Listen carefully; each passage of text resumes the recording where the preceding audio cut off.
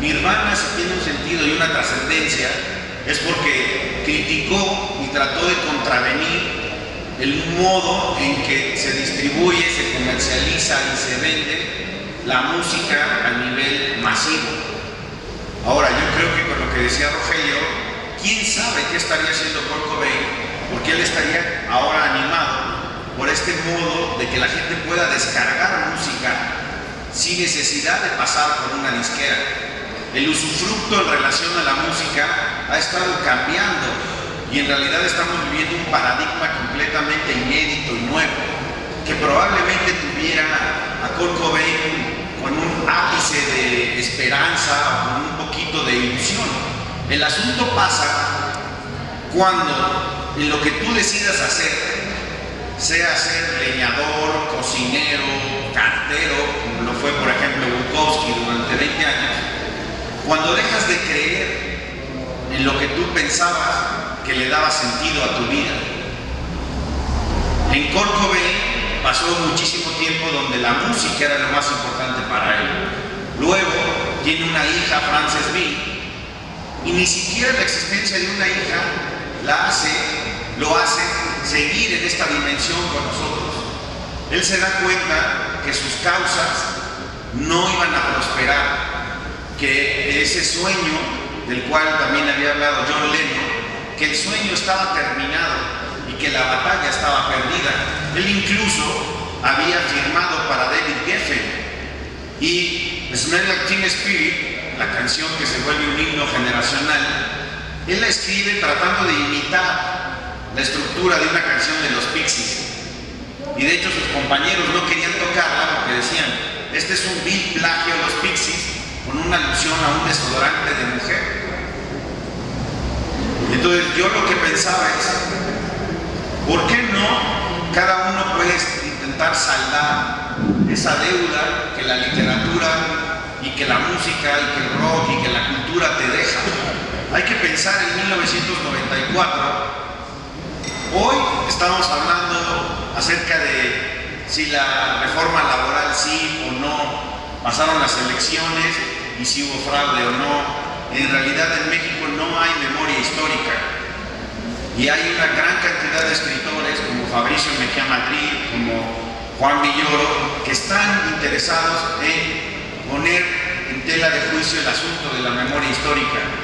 Para mucha gente, yo solo veía a los chavos que estaban en la mesa del fondo, y hoy que estuvimos en la Prepa Popular Emiliano Zapata, preguntábamos a los chavos, ¿y tú en qué año naciste?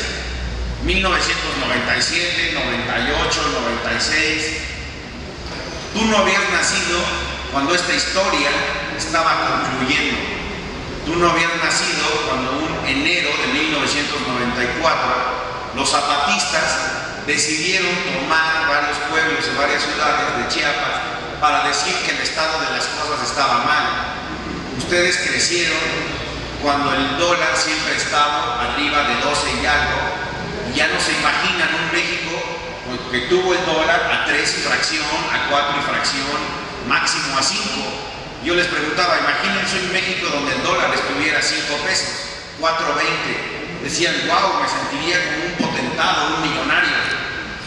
Pues sí, lo que ocurrió en 1994 hizo que nosotros ahora tengamos el dólar a casi 14 y subiendo, porque fue el año en que se firmaba el Tratado de Libre Comercio, ese pacto maldado con Canadá y Estados Unidos, con pura ventaja para Estados Unidos, y que Rogelio recordábamos hace rato en la comida.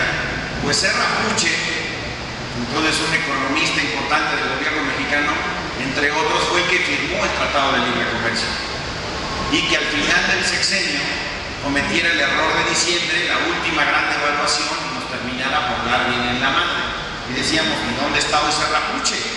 ¿A dónde se habrá ido a vivir con un cofre de riquezas que seguramente le dieron?